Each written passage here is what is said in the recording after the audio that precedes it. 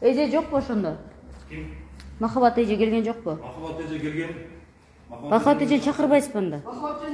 Чакырбайсызбы? Чакырыңыз аны дагы. Анда мен барып келе коеюн. Ооба. Эже да жооп берсин. Махабат мамжан ушунда качан келди? Азыр чын айтканда биз деле жаңы эле Ромуздан келдик. Аякка барып түшүнүп кат жазып. Просто эме болуп келдик да. Кол менен эме болуп түшүндүрмө. Азыр жаңы эле келсем ошо. Эжени чакырсаңыз анда чогуу бир жолу. Бизге буклетсиз эмеспейт, тамак эмеспейт. Биздин психологко так жана туура жооп берип койсун, просто бир деген. Эми азыр сураш экенде байкалып чакырыңыз. Эженин ата таалып атат, өзү жооп берсин. Ооба. Жолун алсак биз кетебиз ана. Конкрет нерсени азыр шеге турсак, азыр эми барып чакырсак келебиз. Анда эми Аламединге баралы, бектеп, жөнтүбөйбү, туурабы? Ооба. Жок, Аламединге мага кызыгып болуптан жанагы эмне үчүн Кунайдын агасы кайсы званияда? Почему ал? Биринчи күнү боло алат. Биринчи күнү. Надо сот бересиңби? Пожалуйста, кетиңиз. Надо отуруп чаккангач. Мындайбы? Муса. Биринчи күнү бүт отеплет бакпай кетип калганмасыңдар, сразу айтып керек болчу, да? Жок, жабылган үчүн атасы деле баягы өзүн эмете албай калды да. Чынын айтсам, жабылган үчүн деле коркот. Аял киши бирөө зорттоп кетти дегенде чынына башында уялат.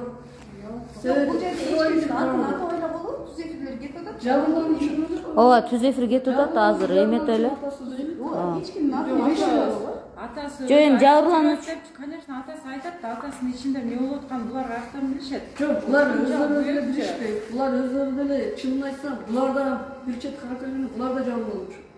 Кимдер? Билесиңби эмнеге? Булар өздөрү деле жабылуучу. Сен эмнеге билесиңби? Эмнеге? Ал кишини, ал бала киши. Айда тетиге отура алсаң азыр. 5 жылдан бери билишпейби? Эми 5 жылдан бери кийин угушкан, бирок ким эле менин токтоп калсын деп. Ким эле менин Кеме, Тазим, баарын унутуп коёлар. сен сурай бересиңби? Анда или сурай берсең силер отура алгыла бияка, Эмне үчүн? Бири-бирибизге мешать этпейли ызылдап, Ичине катуу чыкпайт. Жо бири-бирибизге ызылдап мешать этпейли азыр. Суроо, так суроолор жооп алалы, ошентели. Ооба. Очередь менен, Мурун кийин уктуңуз беле ушундай иштеди депчи. Муну пикирин билели, оюн билели. Жо биринчи азыр Тазим эжен угулалы азыр, анан кийин суроолорду походу. Яктан деле балам менен жайып отуруп сүйлөштүрүп жакшы эле болот экен. Бул жерде максат баягы чоңдун тууганы, байдын тууганы, милициянын тууганы жоопкерчиликтен качып кууп кетпесин деген эле максат. Жок, жоопкерчиликтен качып кутулгандан да мурундагы азыр 13 жаштагы кыздын дагы немеси каралып атат. 6 жаштагы кыздын дагы эмелери каралып атат азырча.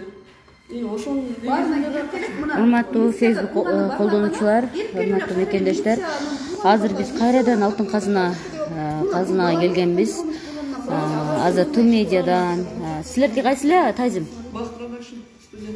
Бакыт продакшн студиядан келдик. Махабат Мавлянова өзү келиптир, саламатсызбы? Өзү келиптир, анан азыр ошол өзүбүздүн суроолорубузга жооп алган турабыз.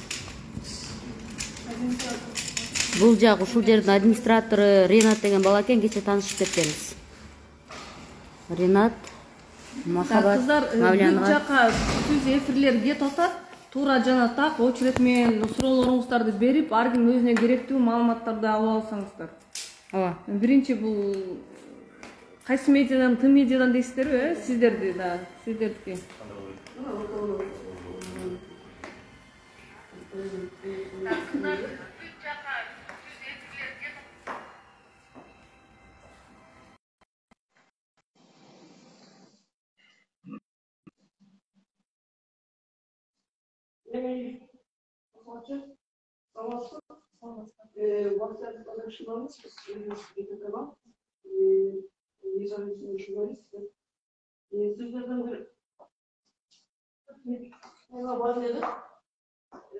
Бул иштер баягы болчу, баягы чыгып кетти.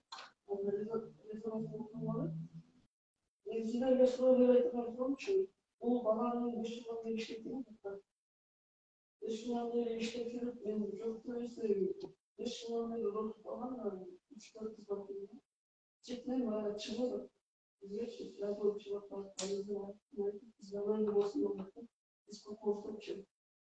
Adam bir oyunun olsun belki selam onu da şey. Ramada da şey değil. Ama şu müşterinin bayramışlar. Korktuk. Bizim ileri bizim ziyanını etmek. Ama bir şey olanları çok neyse akıllar emes izlemesi. Böyle de tamam. Sonra kanda çok oldu yani. Ayağım mesela ben bakıyorum dayanmadı. Şimdi bana konuşmak istedim. Şimdi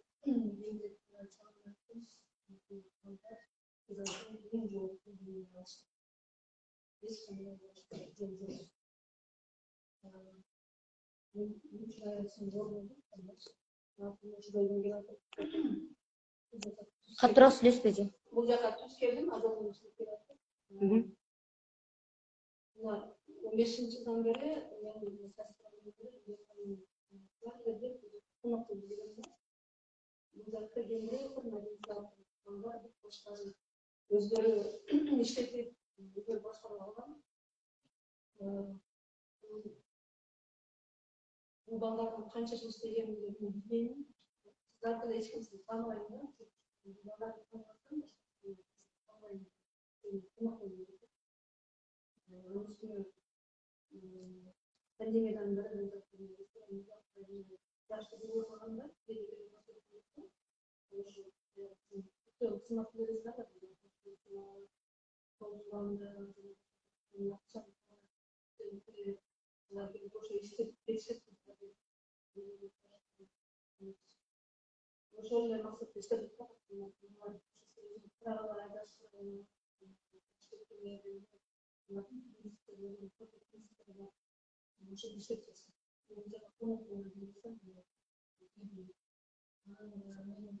benim de çok malumlar başka bizleri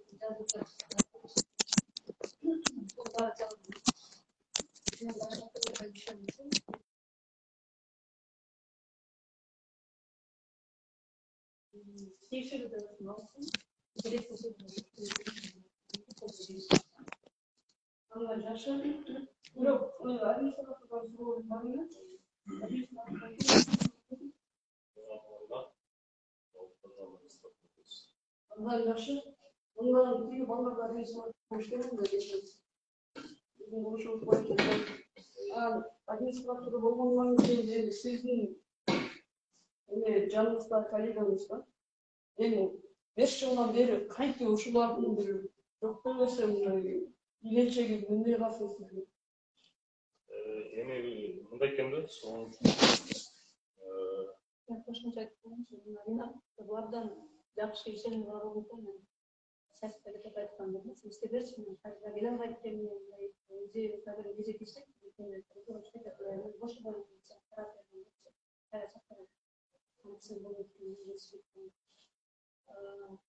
Ошол Ринат чакырган чейин Ринат ошотуна келген баланы администратор кылабыз деп чечимди менимче ошо сұрашсам булар бир жыл мурда качан каламар эле ал буга чейин жөнөкөйдө иштетилген экен ал иштеме беш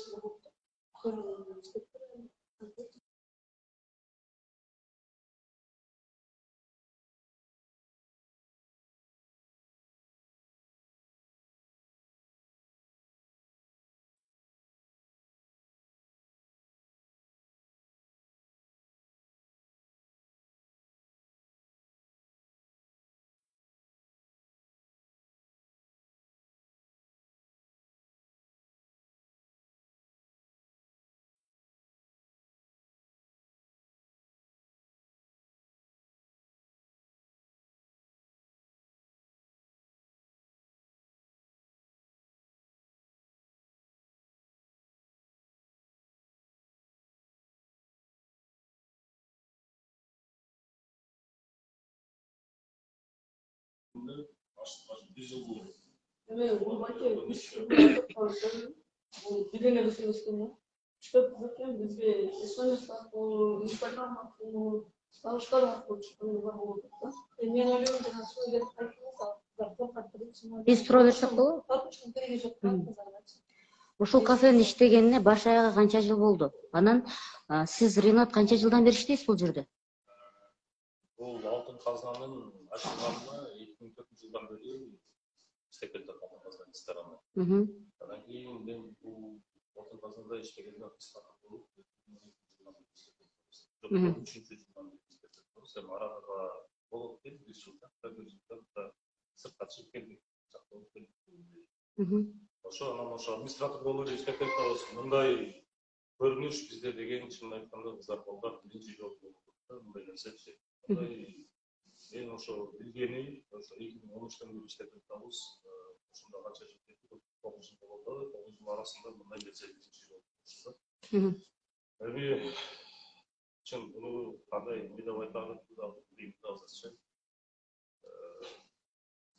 Ошо кармалган балдарды Болбой атат болчу. Бул жакта ошончо ишенип кирип, эми адамдын баягы кээде өзүңдүн балаңды билип атасың, кайда эмне кылсаңыз. Бул балдар эми биякта 50-60 иштейт, анын баарында да булар пайда бериши, маданияттарын үйрөтүшү, кыргызстандык нерсени окутушат, бирок эми ушундай барат эч ким билбейт.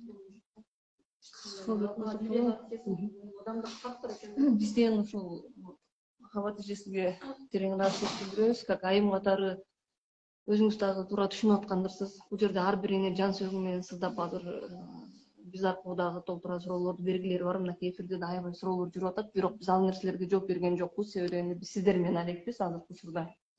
Анан кийин бул администратор Ринат Байкеге суроо берейин дедим эле да. Ошол күндүн эртеден кечке жана ошол түнү болгон окуялардын чоо жайын айтып бересизби? Анан жанагы ошол зөөкүр, ошол кызды зордуктаган айбан балдардын менен жекеме-жеке сүйлөштүңүздөрбү? Алар сиздерге кандай жооп беришти? Силердин сурагыңыздарга да кандай деп жооп беришти? Алар кыз эмнеге ушундай эмеге дуушар болду да окуяга? Кыз кантип ушул мейманканага кирип кеткен?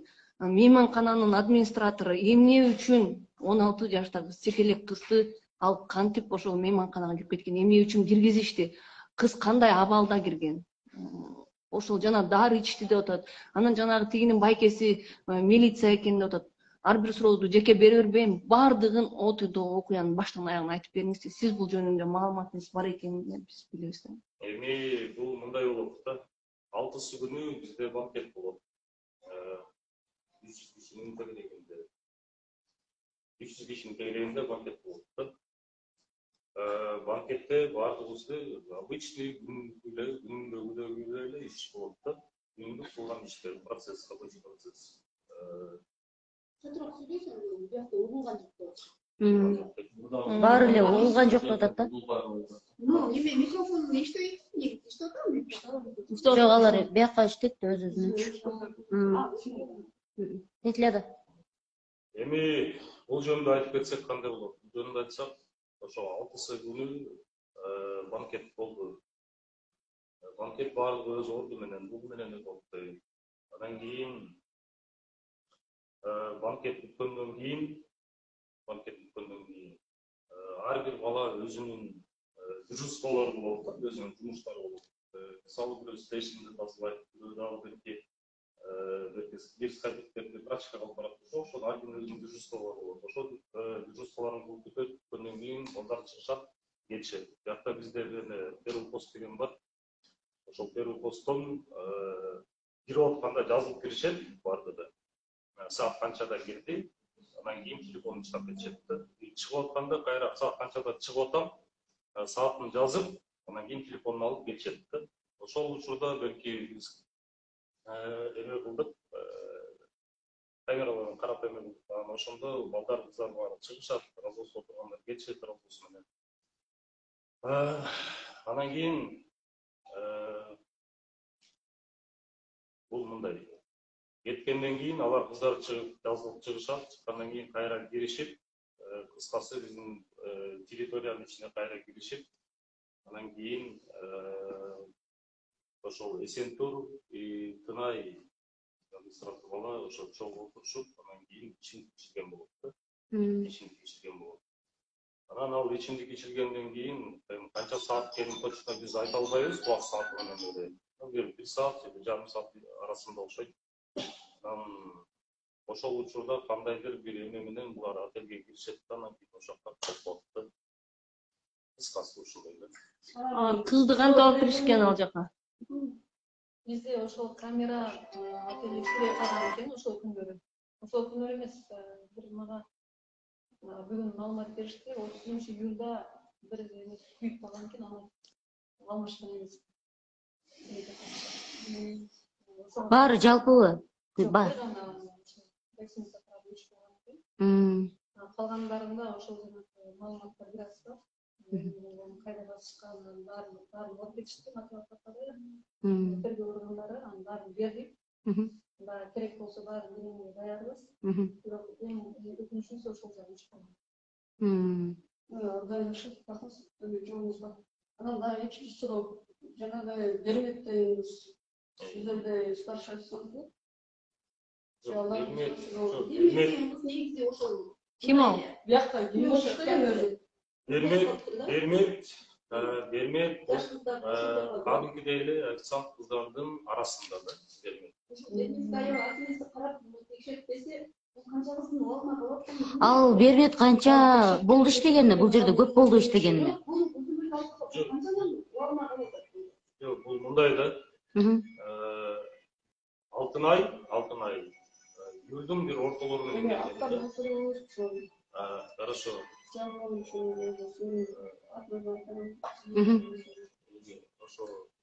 Өчүрүп тургулачы, ким там? Охранник, отключайте сотку, что там у вас?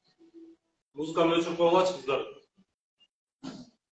Катыраак сөйлөсөңүз, элдин баардыгы сиздин үнүңүздү жакшы укпай атабыз. Сиз сурап кыз, бул кыздар мындай иштегенине где-то бир ай 15 ушунча күндүн тегерегинде иштешкен да кыздар. Биринчи сиз сурагыңыз ошо июлдун баштары менен келген да жумушкачы. Андан кийинчерээк ошо зордук зомбулук көргөн кызыбыз ал деген июлдун 15-лерине келген. Ошолор экөөнүн айырмасы бир 2 жуманын тегерегинде да. Экөөтөн эле жаны келген кыздар бир айдын арасында келген. Анан эми мен мындай балдар кыздарды карап, эми үстөдөн карап байкайсың да, байкаганда эми мындай караганда жашнакай эле сонун кыздар болчу. Коллективде бизде деле биякта ушундай эле жаш балдар кыздар иштешет. Баардыгы 18 плюс-минус 1-2 жаш эле. Баары менен эле мындай оңой тил табышып, коллективге бат кирип, дос болуп кетишти. Дос болуп жашнакай иштеп жүрүшөт. Ар ким өзүнүн жумушу бар. Банкеттин алдында кадимкидей фирмалар өтөбүз. Банкет боюнча информацияларды беребиз. Кандай кылыш керек экенин үйрөтүп айтып берейик. Жашнакай эле иштеп жүрүшкөн. Эми мындай болоорун ким билет. Ошол балдар кызды ошол жака кандай состояниеде алып кирген? Мен жана эле суроону бербедимби сизге, байке? Алар кантип 16 жаштагы кызды ошол гостиницага алып кирип кеткен? Анан ошол кызды эмне менен ууландырып алып кирген? Или кыз сол кирдиби? Эмне болгон? Гостиницадагылар аларга, например, мейли биздин камера өчүп калыптыр деп, бул нерсе калп экенин уже баарыбыз билип атабыз, себеби андай кылмыштардын далайын биздикилер өчүрүп жүргөн. Сиз балалар менен сүйлөштүңүздөр да, алар эмне берип кызды алып кириптир?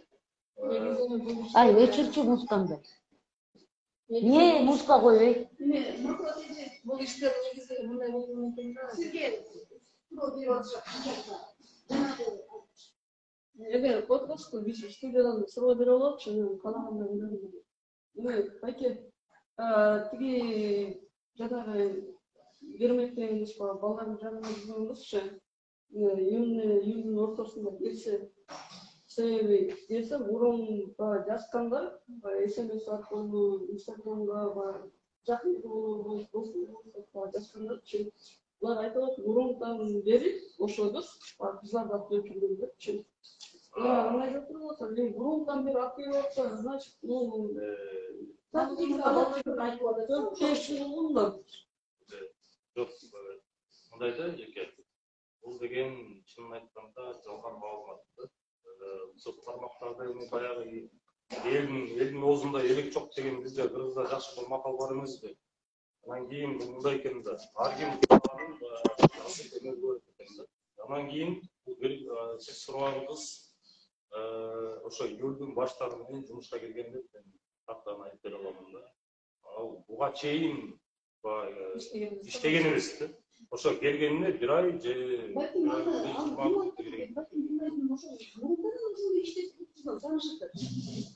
Кыздар келгенде кандайдыр бир документ менен кирет ишке же кандай? Негизи официант болуп кирген кезде дагы эмгек кодексинин негизинде 16 жашка кыз официант болуп иштеуге акысы жок. Силер текшербей туруп койгон. Бул ошол маселе мындай да, негизи биз дайыма эле балдарды жумушка алганда 18ден үйдө алабыз. Балдарды, кыздарды бүт багып, өзүнүн мындай стандарттуу договорлор бар. Ошол договорду толтуруп батып, паспорт түрүндөгү данныйларын батырып жазып, ошол договорду. Кайсы жакта проживой, телефон номерлерин бүт бардыгын жазып алабыз да бизчи. Анан эми бuyakta da ушундай болуп калды, баягы экинбиз 18ге чыкпай ошо бизде жумушка кетип калгандыгы. Ошо эң чоң катастрофа ошондой болуп калат. 16-17 жаштагы кыздар бул өспүрүмдөргө кирет да. Администрация эң чоң кафеге, ресторанга официант болуп иштеп жай кезинде, каникул кезинде балдар бир аз алып чыкты. Шарттар жакшы болуп үчүн ошо балдар жашы жетелеп бала негизи жумушка алынбаш керек. Бир дагы менчик бизнес болуп, менчик кафе болуп, жашы жетелеп Дагы бир суроо берсем болобу, Тазим? Бул жана сиз жумуштан кийин кетет деп эдиңизби? 12-1-лерде бошойбу кечинде? Кетет. Анан буларды ким уруксат берди тияка киргизгеничи? Ал жерде кимдир бирөө карайбы?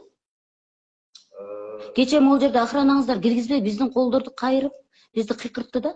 Анан ошол балдар ошол жакты карабайбы ошол? Эмне себептен ал жака мейманканага кирип жатып кете береби? Эмне үчүн ошол жерде караган эч ким жокпу? Ал жакта коркунучтуу экен, четте экен, караңгы экен. Комплекстүү толугу менен биздин өзүбүздүн охрана бар да, балдар бар. Балдар дайым банкет учурунда 3-4 бала, 5 баланы тегеринде чыгышат. Коптаны карашат, залдын ичин карашат. Анан банкет бүткөндөн кийин деп атпайсызбы? Банкет бүткөндөн кийин, банкет баардыгы бүтүп, тарап кеткенден кийин жакта бизде посто бир бала калат да, охранада. Ал бала ошо бул тарапка карай барып, коптаны арт жакты каждый жарым саат, 1 саат арасында мында автобус айланып турушат да, бул балачы. Айланып турат. Анан эми ошол күнү бизге да бул аябай эме болуп атат да, кандай жол менен кантип кирип кеткени ушун ушундай болуп атат да. Анан бул жерде бир кызыгы, баягы силер охраналар, охрана баары эртеси келгенде камераны карайт да. Камераны карайт, биринчи жумушу боюнча Бир камера өчүп калган дейт, ошол. Камера тазаланган жок. Калгандар бар экен, бирөө. Баары көрүнүп турат. Бирок мындай да, ошол балар болсо, алар келген доступ жок камерага бир гана экелик иштеп болуш керек. Аны күнөө карашпайт, качан гана ошо керектүү маалдан карашат. Керектүү маалдан карашат, эмне үчүн ресторан атасынан биринчи колго калып чыкмайсыз? Силердин баягы отеллерде Мисалы ошол болгон окуяны сурап атат.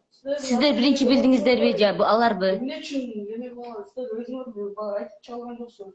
Ошо кылмыштуу Эмне үчүн мындай атасы коңшулукка көп киргизип атат деп туруп атат. Бул мындай да. Бул убакка чейин ушундай мыйзамсыз ушундай кордолор болуп келгенде эми чыгышы мүмкүн. Эгер ошол балдар келсеңиздер мен сүйлөп алайын. 5 жыл иштеген балдар болсо, ушундай коомчулуктагы активист биздин жараныбыз Бакыттын кызын ушундай акыбалга келип атса, бул убакка чейин да канчалык кыздар ушундай кордукка калып, ушундай зордукту алып келген, бирок ушул карапайым эл болгондуктан жаап жашырып келгендиктен ушундай тоготпостуктан ушул силер тараптан коомчулукка билинбей атат да, атасы тараптан коомчулукка билинип ушундай иш козголуп атканы мен да энемин, мен да аялымын, ошол катары мен ошол силердин жолуңа турткум келип атат да. Бул журналисттерге баягы ошону да суроо берип атасыз да, эмне үчүн баягы силер тараптан биринчи көңүл кабыл үчүн? Эми бул мындай да, эгер силер тараптан коомчулук алып чыгуу болбосо, атасынан алып чыкпай койсо, бул көмүшкө андай болбойт эле. Мен сөйлөгөнүмдү укканда эле мен айттым, өзүм тарап окуган байланыштуу бош элем. чейин ошондойлор болуп кетти. Андан кийин мен айттым, бул жумушту биз эч качан жаппайбыз. Мен келекте айттым, эжекимде айттым. Эч кандай жардам бербейбиз, ага ашын берип, тамагын берип, жумушун берсек, ошо балдар кантип ушундай жумушка барат. Биз ишенимди тепсек дегиле, ошо мында кызгын. Биз аны сен барабыз, кыматабыз деп айткам. Ошол позицияны кармап, кыздын атасы менен сүйлөштүм, эми жардам болсо айтыңыз. Мен эмне колуна келсе кылайын. Мен балдардын күнөөсүндө койгалы жазасын алсын деп айткам да. Аны баары бирдей камалсын. Бир нерсе айтып коеюн силерге, ошол кезде мен эми мындай маалымат жетти. Махабат Мавлянова экспертизага чалып, анан тиги оперлерге байланышып карма-каршы кылып атыр деген бул маалыматты мен калдым. Анда эмнеге камерадагы видеолор тазаланган эмес, мен кызыктармын. Мен мынакей бул балага айттым, эч кимге бербе, бирөөкү тазалап кетпесин, өзүң тургун, эчтеке жоголбосун. Мен жашырбайм эчтекени. Мен тиги отелден эмесе алмашка кылат экен, албар жасырсын, такта кылат экен. Ошол айттым, эмне убагын алмашкан жоксуңар, ушунча өкүнүч болуп атат, мен эмне үчүн ошол убагын алмашпай, тартылбай калды деп ошо өкүнүп атат. Мен көп ошол мындай баягы киришпей булар өздөрү баштап, өздөрү караган үчүн мен бул жака мына ачык айтайын, конок болуп эле келип атам да, бул жака силер өздөрү карап атасыңар. Ошол жетишпей болуп калды. Ошол азыр Кунай деген баланын агасы Чуйский Аланский районунун немеси экен. Ошол киши эмнеге тоскоол болуп отур да. Следствие тоскоол болуп, өкүнөт азыр экинчи следствие алмашып, аны тышка чыгарууга аракет кылып атат. Бирок ошону Кунай камал бою, эчтеке бою үйүнө кеткен да. Сиздин эми азыр Кыргызстанда аялдар арасында депутаттар үчүн фигуралар бар. Мамлекет боюнча чоң. Эми ошону үбө кылып бере аласызбы? Кунайдагы акыйкат жолу менен ошо Кунайда калган болуп сөйлөйбүз. Биз азыр баягы сүйлөшүп эмне кылабыз? Кийинки чыга турган кыздарга биз кагаз жазбайбыз да. Мен эң негизгиси тоскоол болбойм. Экинчиси көмөк көрсөтүшүңүз керек. Мен ошол нерсени эң негизгиси мен ошол нерсени Сиздин мекемеңизде ушундай сиздин кызматкерлериңиз ушундай кылып аткандан кийин обязательно көмөк көрсөтүшүңүз керек. Эгер көмөк көрсөтүлбөсө биз бул жерди жаптырганга чейин барабыз. Коомчулукту баарын көтөрүп чыгабыз. Ушул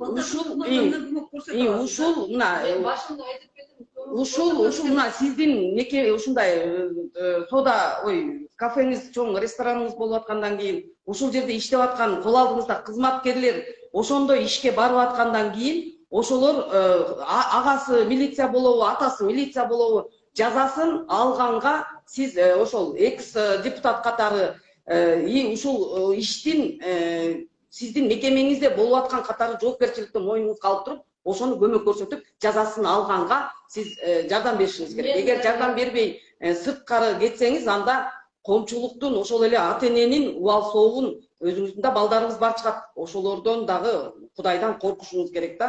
Мен ушинтип эле айтат элем. Сиз келгенче биякта биринчи жолу айттым, унутканда эле айттым, биз колдон келишинче көмөк көрсөтүп, жазасын алганга биз эмне болсо, биз эмне керек болсо баарын беребиз. Биз жашында эчтеке жок.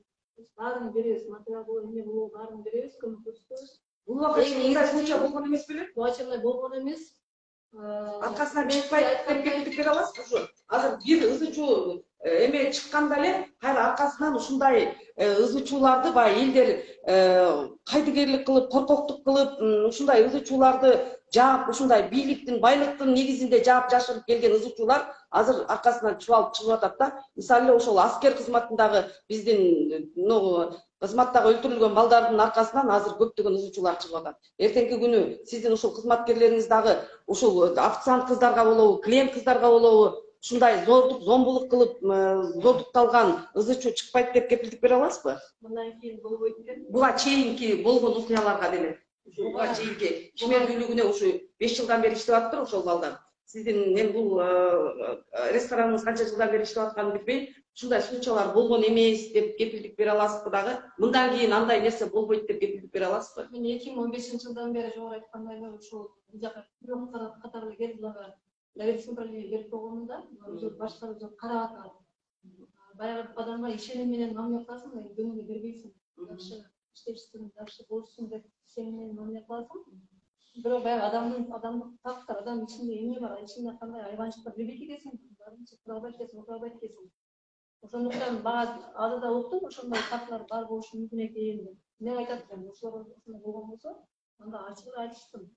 Алардын туугандары милицияда болобу, башка болобу, аны карагаш керек. Мына өзүбүз бүт аялдар өзүнчө ушул теманы көтөрүп жүрөбүз.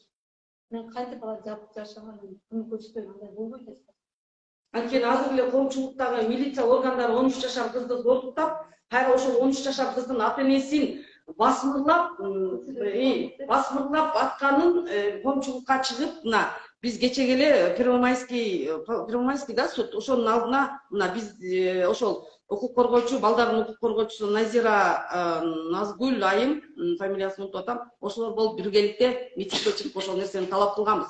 Бирок ошол милициялардын азыр мен мүмкүн таанышпай калгандырмын массалык маалыматтардан. Милициялардын кандай мыйзам чегинде жазаланып атат, кандай мыйзам чегинде каралып атат, коомчулукка пока белгисиз болуп атат да.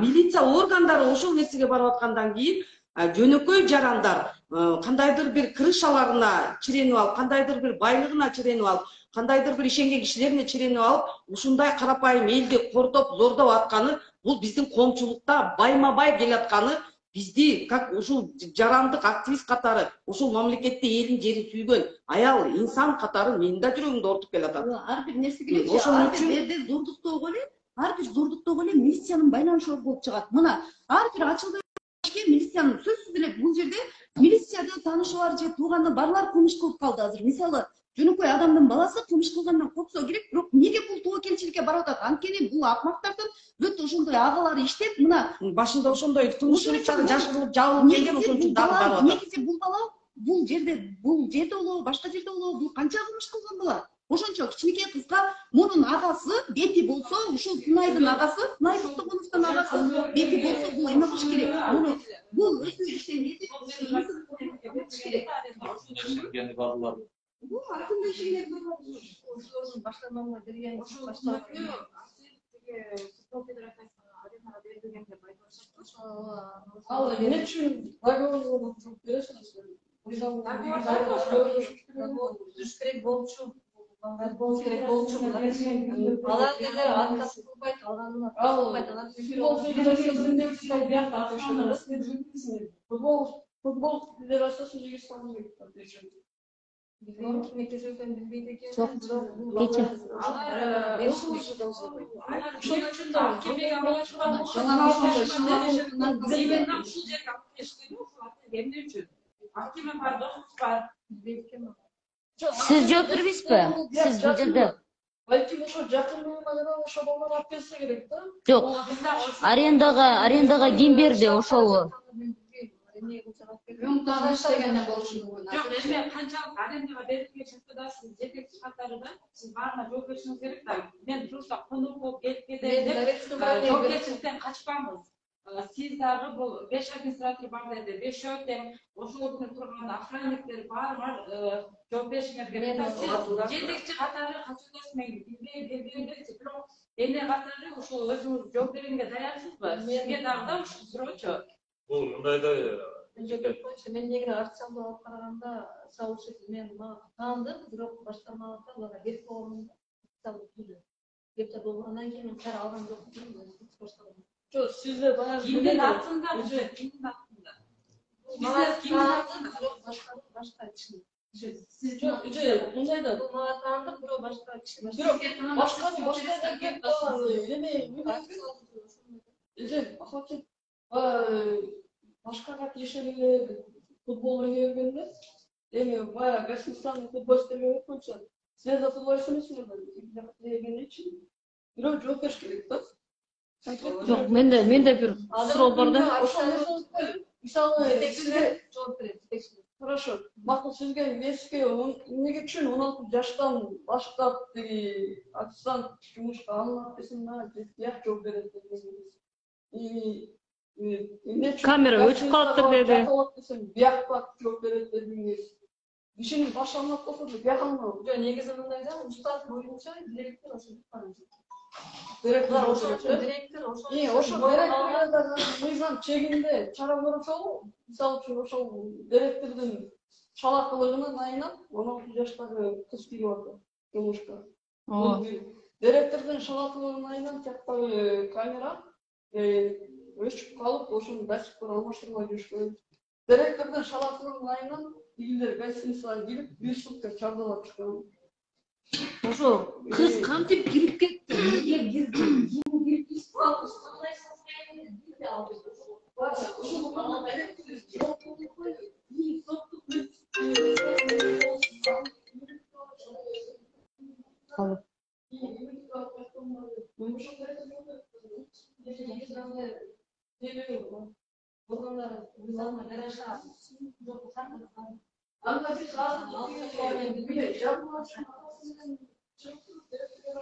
Азыр сизден Биз значит азыр ушулда силердин арендаторуңар теги гостиницанын арендаторун, то есть ошол жактын директорун биз кыздар барыбыз чогулуп барып ошолдо интервью алып, ошол адам дагы жооп берсин. Ошол эмне себептен ушунчалык шылакылык болуп, бордель болуп бул жак ушундай жаман кызматтар көрсөтүлүп келген ушул жакка чейинчи, ушул учурга чейин эмнеге бул мындай болгон? Бул деген Кудай Таалам өзү мынакей деп ачык деп жарыялагандыгы. Бага демек союзу гана болсо дагы арендатор жооп берет. Арендатор жооп берет. Вот именно, вот смотрите, сиз да мени угуп коюңуз. Сиз маалымат майданысыз, мынакей. Сиз бир учреждениенин жообочусу, бир помещение, например, башка бир бизнести арендага алып атсаңыз, сиз ал нерсеге жооп бересиз. Сиз жооп бересиз. Мен да арендатормун, мен да өзүмдүн фирмама мен өзүм жооп берем. Договор жок да. Мыйзам түрүндө договор жок берилген. Алар иштебиш. Жок, булар айтып атпайбы? Аяктын өзүнүн директору бар, бүт бардыгы сот Жок, бул жердики беришет. Ага, максатчын өзүнүн директорлору жооп берет. Арендатор жооп бербейт. Арендатор башында берип аткан месяц акча берет, калган менен башын оорубайт деп кеткен. Себеби контракт түзүлбөгөндүктөн ал ошондо договордун жоктугунан. Биз канчалык бар эшигин тепкен күндө дагы ал арендатор жооп бербейт. Жок, биз арендаторун башкасын коюн. Ошол мейман Ренат, эмнеге мындай шалакылыкка жол бердиңиз? Мындай да, мисалы үчүн иштеген кыздар бала айткан, жашынакай эле жүрөп кирет чыгат деп анан кийин киргенден кийин монтөлө баарын тектеп чыгарып карабайт да негизи туура ошондой калса. Менин ишимче булар биринтеси унутуп калат, кайра кирет, алып чыгат, ушинтишет да, кеткенде кетип калганда. Чыгып киришет, кайра киришет, биринтеси унутуп калат, кайра биринтеси чыгат. Эми баягы бул баягы жумуш деген ушундай болот го негизи. Неге договор жок бергенсиз? Ошого камера деген Ошондо билесиз да өзүңүз.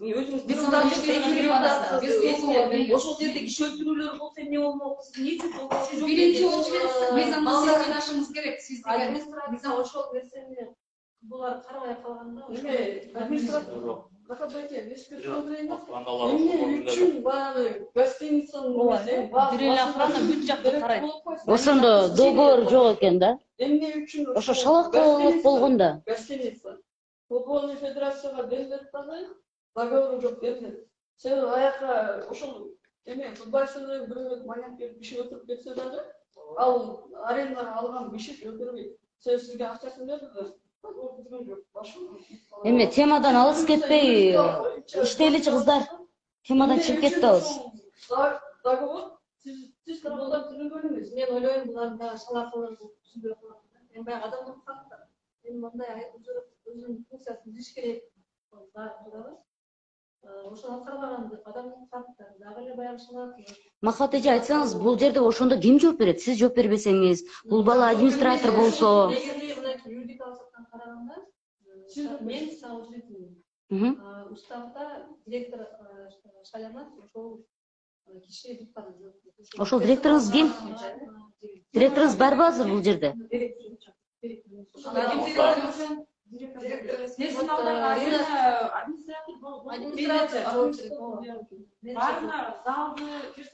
Анда биз Ренат сизге берели суроону. Сиз ушундай шалакылыкка эмнеге жол бердиңиз? 5 жыл колуңузда жүрүптүр ошол бала. Сиз деле көп жыл иштепсиз да. Анан 5 жылдан бери билбейсизби ушундай?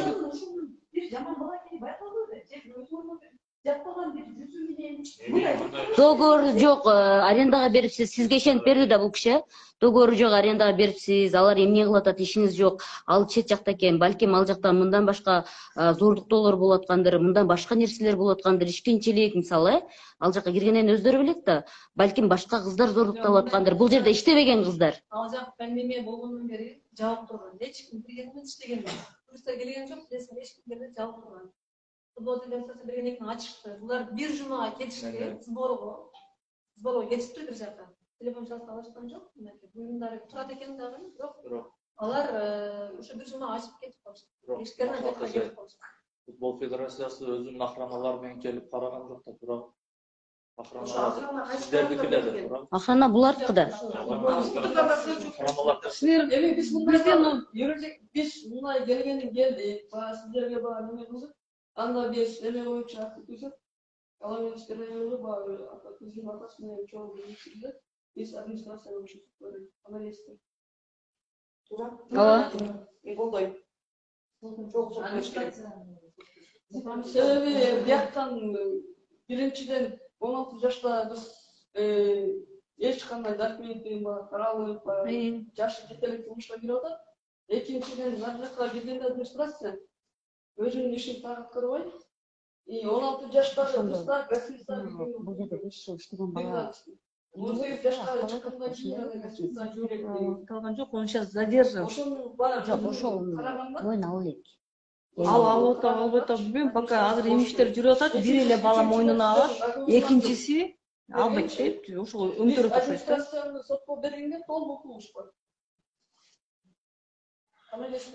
Мындай да, жана айткандай эле Кыргызстанда канча жеке иштер бар, канча компания бар, жумушка алат, окутат, үйрөтөт, бирок баягы адам аягында кандай чыкканын билбей калат экенсиң да. Жок, биз аны түшүнүп атабыз. Булардан тренинг болот, Алсын, жумушчулар алсын. 18 жаштан кийинки студенттер бар, жумушка ачкан жүргөн. Аларды алсын. Бирок 16 жаштан баштап 18, 17, 18, 18 эки жашта. Ошол жаштагыларды алуу деген эң чоң мыйзамдын негизинде Мүмкүн атайын ошондой кыздарды тандап алып аткан бул жерде. Жок, бул байке, сиз байке мына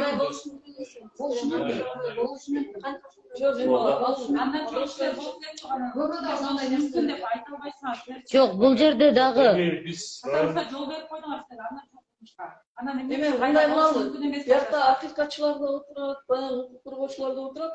Азыр активисттер да отурат. Эми баа махабатчы тарынбасын. Депутат өзүнүн немеси, себеби администрация, бардын администрация шыктап атат. Биз администрацияны сотко беребиз. Кандай нерсе? Администрацияны сотко бериш керек, директордун ошондочу. Биякта чынын айткан, кыздын эмеге кирип кеткени, жумушка киргени, Иш жагдай болду да. Ушундай болуп атат. Сиздин ишканаңыздан родной сатып алып туруп, директорго договор менен бердиңиз да, устав боюнча. Сиздин ишканаңыздан 16 жаштагы жаш кыз зор тагдыры талкаланып атат, экөөңөр спокойно отуруп атасыңар да. Таң калтырыпчы. Ушдайым ушул алтын казынанын рейтинги түшпөй иштетип кете бересизби, эмне кыласыз? Если могу иште аягына чейин акыйкат чечилбесе, сиз ушул жерде жашныкка иштете бересизби, иш улантып бересизби? Сиз деген мыйзам болгон жерде аялдардын кыздарын коргой турган айылсыз да, мыйзам жазып, мыйзамыбыз иштеш керек. Убактылуу жаап турсаңыздар болбойт да ошону. Кандай бул иштейт? Кече той өтүп, бүгүн да эртең да ушундай иштеп болот. Бир нече ондогон адамдар амалын жасап, ишин аткарып, акча таап, анан эмгесин багып жүрөт да. Анан мен айтпадымбы? Эч ким мындай бул нерсе жок,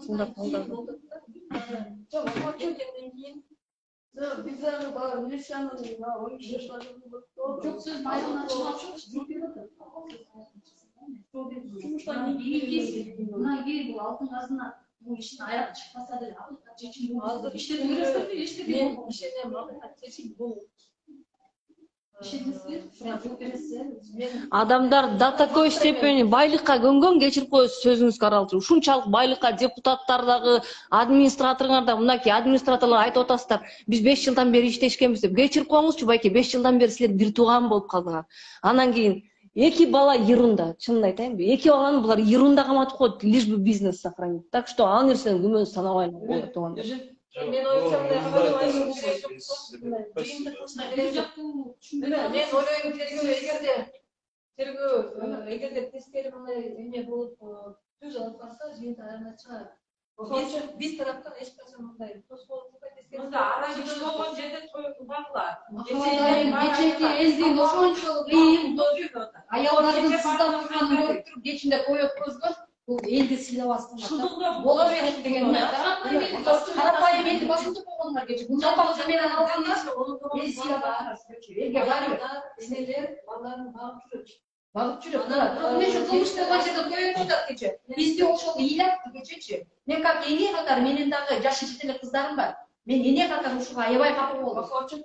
Эгер биз ушул үйдө отуруп, менин кызым эмес, бирок ошол биздин коомдо болуп атат. Ошол биз тааныган адамдын кызы болуп атат, туурабы? Биз үйдө ушунчалык жаман болуп, давлениябыз көтөрүлүп отуруп да сиздер той өткөзүп атасыздар. Бул адамгерчиликке жашоо керек. Силердин казаныңар кайнап атат да?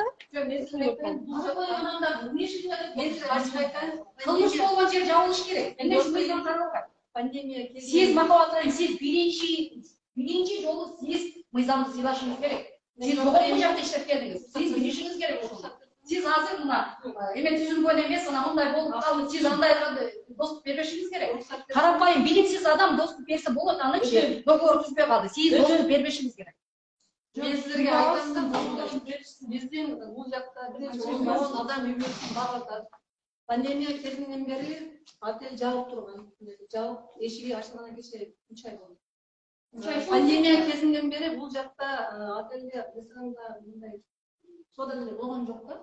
Ошондон бери аз деген себеп ушул эле иштегендер өзүнүн айлыктарын чыгара алсын. Ушул эле иштегендер өздөрүнүн үйлөсүн баксын деген таризде иштеп жатат бул жактачы.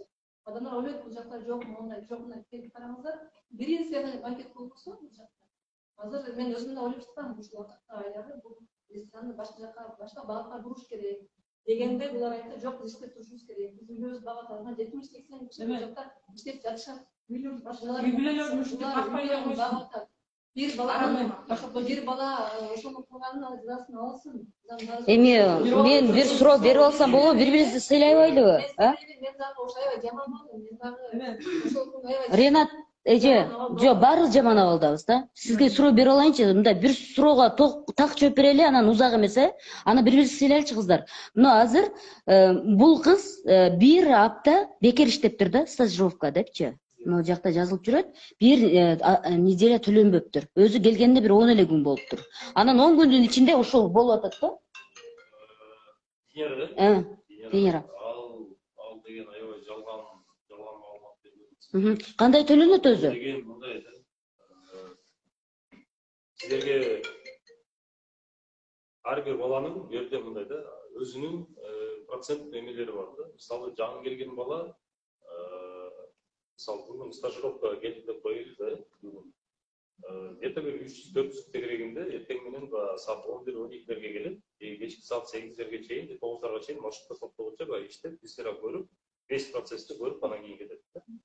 Анан ошентип бир күн, 2 күн болот. Андан кийин определенный пока жакшы үйрөнгүчө 800-900 ушунун тегерегинде процент акчасы берилет. Андан кийин уже жакшы иштеп калгандан кийин балдар катары өзүнүн проценттик колор бар, ошол менен анан кийин өзүнүн айлыгын алат. Андан кийин сиз айтып атпайсызбы, бир жумадан бери бир жума иштеп айлыгын албаптыр деген, бул деген жалган маалымат да. Эң көп айлык алганда эмнелер ассистентте канча айлыгы бар? Туткасына. Мен мисалы бир банкетте канчалык багыш? Эми бул бардык жакта деле бирдей эле жеке. 1000 сом менен плюс-минус 200 сом ары бери. Кээ күн болот 1200 салат, кээ күн болот 1300 салат, кээ болот 900 сом алып калат. Ушундай да. Примерно күнүнө 1000 сомдон айланат. Канча жылдан бери иштеп келип, ушинтип сиз айтып атпайсызбы, бир жума иштеген акысын бербей коюп турду. Элдерди биякта кызыктырып атат да, бир суроо коеюнчу байке, ошого так жооп берип коюңузчу. Мынакей эме деп атат. Тиги бала менен сүйлөштүңөрбү? Эмне үчүн ал ушуну кылыптыр? Ал да бир эненин баласы да. Анан бирөөнүн кызын зордуктап койду. Ошол бала менен сөзмө сөз бир тууганыңыз да жанагы айткандай эле. Сүйлөштүңүзбү? Эмне үчүн ал эмес? Аида. Аида, бул мындай болду. Кече күнү азыр канчасы болду? 9-у, 8-и. Балдар 7-си күнү эле.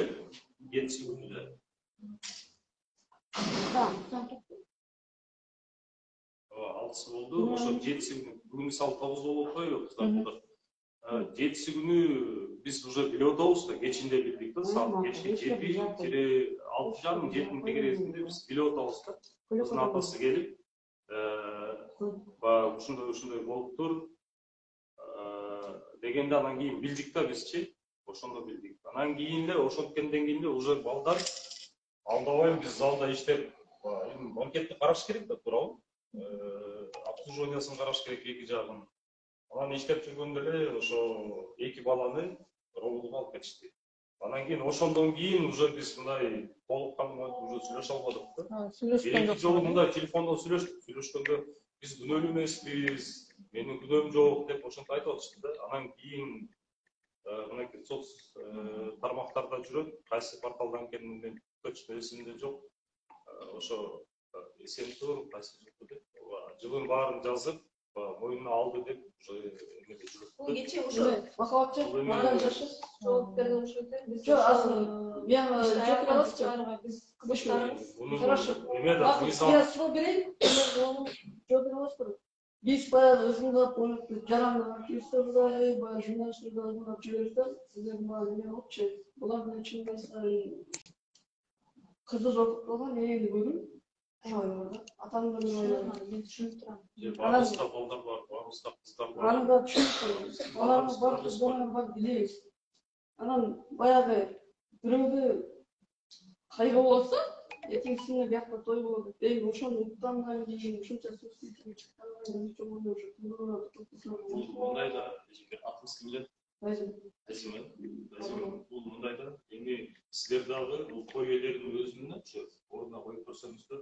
Жоқ, біз қойып көрдік. Білген емес. Өзіңіз отказ бересің. Жоқ, мындай да, бұл деген той берем дегенде, баарыңыздарда уже возрастта жекендер мен апамдай эжелер отурат бердичи.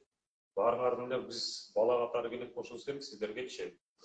Той берерде ар бир адам 2 ай мурун заранее уже пландайт да, уулумду үйлөндүрөм депчи, или кызымды турмушка берем деп туурабы жеке. Анан кийин булар уже ошол 1 айдан бери, 2 айдан бери ушунун баардыгын пландап келип, анан кийин мындай нерсе болоорун эч ким билген жок да.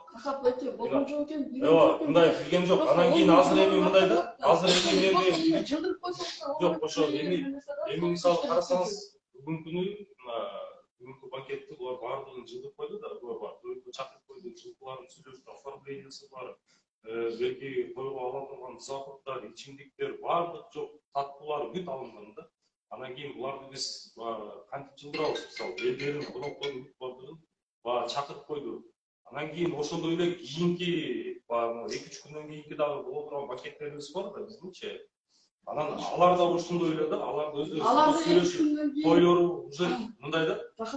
Ринат, алар той 5 процесс бул дагы тойдун процесси аябай эме да. Ушунчалык ойлонуп көптөн бери пландалган нерселер. Алар деген тамадалар менен сүйлөшүп коюп, акчаларын тамадаларга берип коюп, фото, видеолор бар, аларга берет, флористтер бар, аларга берет. Мисалы, казакчылар менен барып, жылкыны сүйлөшүп, жылкынын предоплаталарын берип коюп. Жок, эжеке, эми мен сиздер азыр эжекем эми темадан чыкпай, тойго өтпөй, кыз жөнүндө сүйлөшөлүчү, кыз жөнүндө сүйлөшөлүчү. Темадан чыгып кетип атпайсыңбы, Азиз? Кандай дедиңиз? Жок, эми негизинен бул Жок, ошо эми мындай темадан чыкпай, кыз тууралуу сүйлөшөлүк, башка темага чыгып кетипатсыңар. Мындай эмечи бул жерде баары турганда Кынайдын агасы өзү иштейт. Деген мына бир эле баланын сүрөтү сустурма катчылык, бир эле баланы бир баланыкы эле жүрөт. Анан бир баланыкы эле жүрөт. Биектеп отурбай биз ошол жерге барабыз, баарын чакырабыз, ошол жерден кетпейбиз. А биз туранабыз, эме Кынайдын байкесинин аты ким экен? Бул Ернат биз менен кошо барсын, ошол жерден дагы мындай ошол орган кызматкерлери дагы кошо пикирин айтсын, ошол жерге барабыз. Сиздер даярсыздарбы ошого? Азыр бир эле бала камалды да, мойнун алды. Аны экинчи бала албай атат. Ал бала ошол экинчи балада 5 жыл сиздерде иштеген бала экен да, ошол бала. Мойнун ала элек бала. Балким сиздерге бир жакындыгыңыздар бар балар менен. Эмне үчүн ал баланы актап чыгарган аракет жасап атышат? Жакындыгыңыздар жокпу балдар менен? Жок, эжеке, мындай да, жакындык жок. Эми мындай да. Жакта аркасы бар экен. Жок, аякта байкеси бар. Жеңилдик кылып бирөө моюнун алса жеңилдик кылып. Байкеси бар экен. Кече түнү ошол кече түнү жазышты. Бере аласызбы? Жоктобесе, эми биз акыркатын үчүн чыгарып айтып кетем. Чындасын, чын кыргыз администрацияны соктош керек да. Ошону баары эме кылабыз. Эми баягы өзүңүздүн бетиңизче, өзүңүздүн баягы Жака кайтып беребиз, ошо баладагы жоопкерчиликтерин ачпай, кармалсынга сөйлөйт. Бир кызды экөөлөп зордуктаган, чынын айтсам, кийин алып бериш керек, сүйүп кеш керек. Ошодо эми ошол кызга кандай болот? Мындан ары. Азыр мындай да тергөө амалдары. Биз бүт материалдарды берип жатабыз керегинче. Бүт балдарды берип жатабыз. Каршылык андан сырткары дагы башка менин колумдан келсе, мен кандай бир күчүм жетсе, мен эч качан каршымын, тескери мен жардамдашам. Мен азыр сиздер баары деп жатасыз, албетте мен барууга да даярмын. Себеби ал кыздар биздин кызыбыздай болуп калган кыздар, алар бияка ким иште булар менен өздөрү бир туугандай айтканга, бир туугандай кыздар балдар депчи. Булар менен чогуу иштеп өзүнүн балдарына кыздар болгон балдар эч ким ойлогон эмес, андай болот депчи. Бул кырсык бир жаман иш болду. Ошондуктан мен ойлойм, мен колдон келген көмөгүмдү көрсөтөм, мен колумдан келсе. Колуңуздан келет. Колумдан келсе мен көрсөтөм көмөгүмдү. Эже кыздан барып кабар алдыңызбы? Мен бүгүн келдим. Өзүм бир аздын 3 күн ооруп жаттым эле. Анан бүгүн бир аз жакшы болуп мен чыгып келдим. Телефондо сүйлөштүм, Бакыт менен батыр таап сүйлөштүм. Мен шаардын эмесиндейм, азыр директор эже бар, ошол бүт баарын териштирип, карап, видеону карап бизге бүт маалымат берет. Эмне болсо баарын жардам көрсөтөбүз сизге. Теги балдар камалыш керек деп эже байке айттым. Балдар камалыш керек, алар өз жазасын тартыш керек. Кантип ушундай жерге иштеп атат, ишенимди алып алып ушуну ишет деп бакалса жаман болду. Рахмат сизге. Эми сиз да бул акыркат карайсыз деген үмүттөмүн. Албетте сиз эч качан элдер жаман ойлобосун. Мен башында принципим ошондой. Мен ошондой принципим ошондой. Ошол принцип менен аягы. Азыр барасызбы эже? Азыр барам. Эми ошол экинчи баланын биз азыр эл талап кылып атат, биз талап кылып атабыз. Экинчи баланын бош жүргөнүн. Мен тоскоолдук кылбагандай менин кыймыл аракетим болсо, алар каалаганга эгерде алса мен барам. Барып Ар бир кызматкерди сиз жумушка аласызбы? Ренат, эми сиз мындан ары кепилип бересизби? Ушундай дагы ушундай иштер болбойт деп. Эми мындай Бұл бізге абдан чоң сабақ болды да илгери. Мгм. Абдан чоң сабақ болды. Бизге эмес бүт ишке деле сабак болду. Бұл ага емес, бұл шаардағы болгон ресторандар бүт бардығынан сабақ болды. Биз мындайда булар деген эми мындай кирип чыгып көрсө, кирип бирөө менен коштошкон баягы ошону бүткөн жумушта ошондой го. Жакшы калдым, эмтиң утуп калдым, буюм берип кой деп кетип ойлогон да буларчы. Андай болуп кеттим ойлогон аларчы. Андай болсо биз мындай баары бирден чыгар болуп калат. Напеке суроодо ар бир кызматкерди сиз жумушка аласызбы? Бияқта начеттім ошо мен алам, бияқта дагы ошо тынай көлөк жүрөбүз да, олар кыздарды.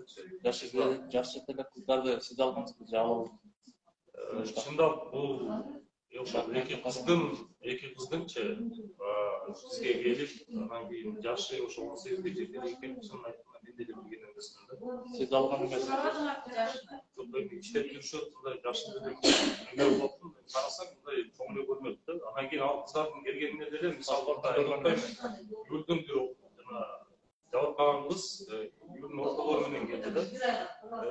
Азыр ошондо бир 15-20 күн арасында бизде ашып кетсе бир 7 же 8 банкет болгон да. Ошо 7-8 банкеттин бул кыз может 5-өнө же 6-өнө может 7 банкетине чыккан. Ошондо бул кызчы жаш элек кыздарды тынай жумушка алганбы же сиз алгансызбы? Именно ошол эки ким алган? Сиз алгансызбы? Жумушка ким алган? жумушка чын эсимде жок ким алган. Мен Анан кийин Ушундай чоң издеген ресторанда андай кыздын жашын сурабай, жок, мындай Жазгүл, Жазира, мындайда келгенде буякта дагы адамдык факторлор болуп калып да. Ар бир адамды жумушка алып атканда карайбыз, сурайбыз, жашың канчада. Анан баягы азыркы жаштарда эме болуп атпайбы, карабайсыңарбы? Азыр мисалы плюс-минус 1-2 жаш мындай көп билинбей кетип атат да. Кээ бир кыздар бар, ошо жана 17деги кыздар, мындай бир 20 жаштагы кыздардай. Кечиресиңер, бул жердечи мен да сүйлөп коеюн, баасы суроолор кайталанып атат да. Негизи бул жерде администрациямда сотко бергенге жарандык коом ошол эле кордолгон кыздын ата энеси сотко бергенге укугу бар мыйзам чегинде. Анткени сиздер ушул хозяин да сиздердин кызматкериңиздер ошондой кылмыштуулукка барып атат.